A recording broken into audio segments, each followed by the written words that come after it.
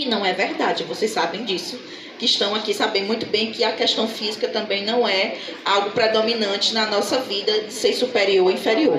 Mas essa desigualdade, na verdade, o que a gente tem na nossa sociedade é uma desigualdade de gênero, que é ensinada. Ninguém aqui nasceu machista, nem misógino, nem racista. Ninguém aqui nasceu assim. A gente aprende desde criança a ser machista. A gente aprende desde criança até ódio, raiva daquilo que é ligado ao feminino. Não só as mulheres, mas tudo que é ligado ao feminino. Então, como assim, professora, né? Por exemplo, vou dar um exemplozinho bem básico. Eu tenho um filho de 5 anos. Meu filho estuda numa escola e só tem mais 2 meninos na sala dele. O resto é tudo menina. Um dia a mãe de uma amiguinha dele, que é muito ligada a ele, ligou para mim e disse: olha, Silvia, olha o que é que a Cecília fez. Vai ter a festa do pijama, eu comprei um pijama e o coisa do pijama é de dinossauro. Ela chegou pro pai dela e disse: pai, o meu pijama é de dinossauro, o Arthur vai adorar. Aí ela insinuou que a menina era muito para frente, que a menina queria, entre aspas, né, namorar o Arthur. Quando a gente vai para um parquinho e o menino tá lá brincando com a menina, o que é que o pai diz muitas vezes? Ou a própria mãe diz: menino, tu é garanhão, já tá namorando, né? Ô menino garanhão. Ou então, quando o menino nasce, a gente tem mania de beijar onde? De cheirar onde? Ô piroquinha gostosa. Não é isso que a gente faz quando os meninos nascem? Mas quem é que cheira a vulva da menina, da criança, quando nasce? Ninguém faz isso, todo mundo cheira a piroca do menino. A vulva da menina ninguém cheira não. Por quê, gente? Por que a gente faz chá de revelação, por exemplo, né? Porque existem papéis muito determinados na nossa sociedade e que hoje cai por terra isso. Quando a gente diz que a gente aprende a ser machista e a ser misógino, a gente está dizendo que esse menino, que é pequenininho, que não sabe nem o que é namorar, é garanhão, o que é que ele vai pensar? Ah, eu vou pegar todas depois. Eu estou ensinando essa criança nesse sentido. Ou então ensinando a menina que eu tenho que ser recatada, fechar as pernas, porque eu não posso usar determinadas roupas, porque eu estou incitando os homens a ser estuprada. Né? Então, essa é a nossa sociedade. E que falar de feminismo, por exemplo, não é falar, porque muita gente pensa isso, né? Falar de feminismo não é falar que as mulheres querem ser mais do que os homens, né? Aqui eu vi uma foto dos mestres e das mestras. Quantos mestres tinham aqui? 6 mestres. Quantas mestras tinham aqui? 5 mestres.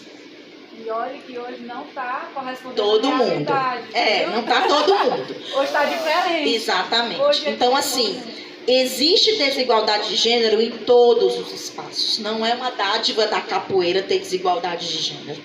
É da nossa sociedade essa desigualdade. É da nossa sociedade hoje, por exemplo, ter 45,3% dos lares das famílias brasileiras serem chefiadas por mulheres e elas ainda ganharem menos do que os homens.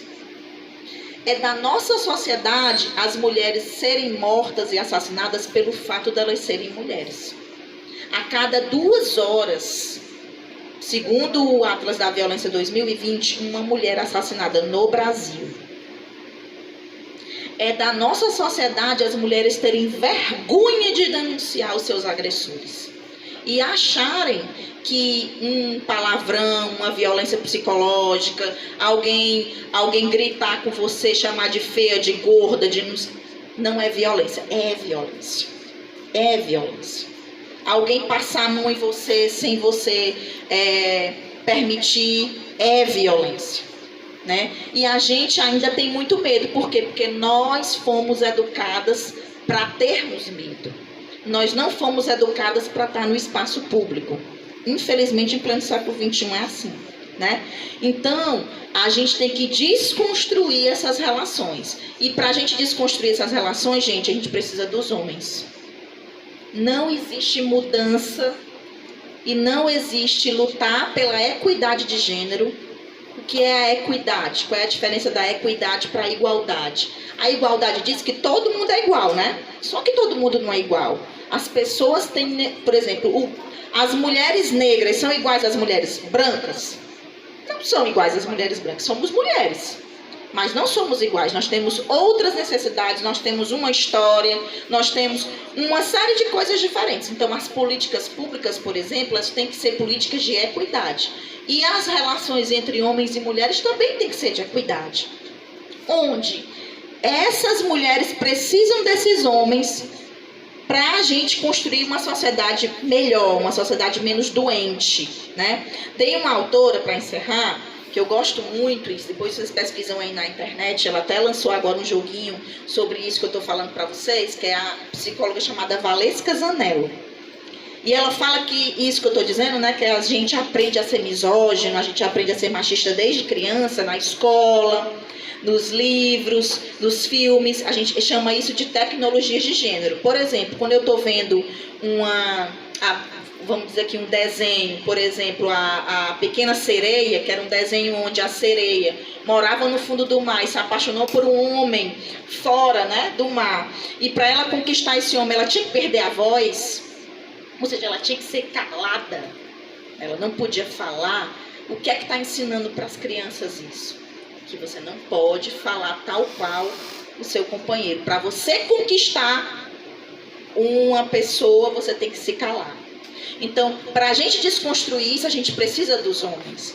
Porque a gente tem, ela diz, né, que essa sociedade que a gente vive, que a gente aprende essa misoginia, ela adoece os homens, né, e mata as mulheres. Então, para a gente estar junto e construir uma sociedade melhor, a gente precisa pensar e repensar as nossas ações. É a nossa fala. Por exemplo, aqui, por que a gente não pode começar com boa noite a todas e boa noite a todos? Quando eu digo boa noite a todas, eu não estou rasgando a gramática, eu estou dando existência para as mulheres e para o feminino. Quando eu digo boa noite a todos, eu não estou usando a língua culta, eu estou dando existência para os homens e para o masculino.